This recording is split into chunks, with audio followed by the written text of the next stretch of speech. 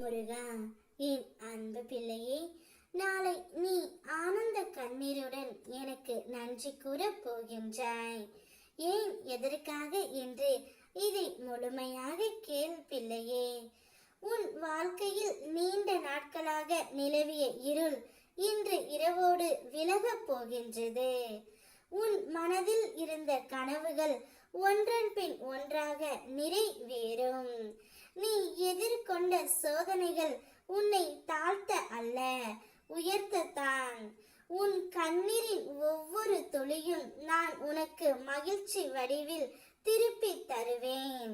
உனக்கு நல்ல நேரம் துவங்கிவிட்டது. என்னுடைய அருள் உன்னை சூழ்ந்து உள்ளது.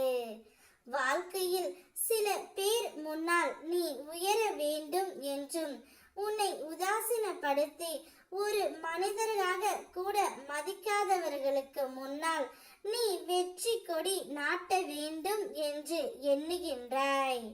யாரை நீ முக்கியம் என்று கருதி வாழ்ந்து வந்தாயோ அவர்கள்தான் உன்னை விட்டு விலகி உன்னை ஒதுக்கி விட்டார்கள். அதை நான் அறிவேன். அந்த வேதனையை நான் அறிந்து உன் இதயத்தில் வந்து அமர்ந்து கொண்டு இருக்கின்றேன் பிள்ளையே. நீ ஓரமாக நிற்பது தோல்வி அல்ல.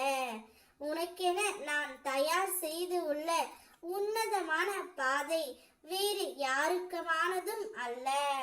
அதை அடைய நேரம் எடுத்து கொள்ளலாம்.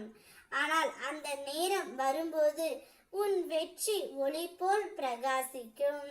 நீ நினைத்ததையெல்லாம் நான் நடத்தி கொடுப்பதால் நாளை நீ எனக்கு ஆனந்த கண்ணீருடன் நன்றி கூறுவாய் தங்கமே. நீ எந்த குழப்பத்தில் இருந்தாலும் என்னை வேண்டிக் கொள்.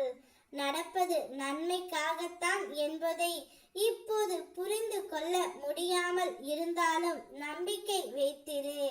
முருகா, நடக்கிறது எல்லாம் முன் அருளால் எனக்கு நன்மையாகவே அமையட்டும்.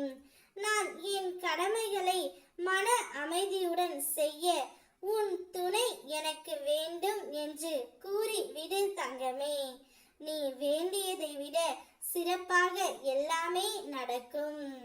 நான் உன்னை சோதிக்கலாம், ஆனால் ஒருபோதும் கைவிட மாட்டேன். என் மீது முழுமையாக நம்பிக்கை வைத்துக்கொள். உன் பாரங்களை என்னிடம் விட்டுவிட்டு நிம்மதியாக இரு. எல்லாமே நன்றாகவே மாறும். நான் அனைத்தையும் மாற்றிக் கொடுக்கின்றேன்.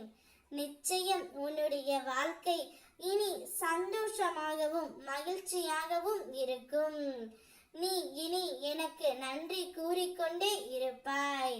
அனைத்து வேண்டுதல்களையும் நிறைவேற்றி கொடுக்கின்றேன். உன்னை இழக்கவோ உன்னை கைவிடவோ நான் மாட்டேன்.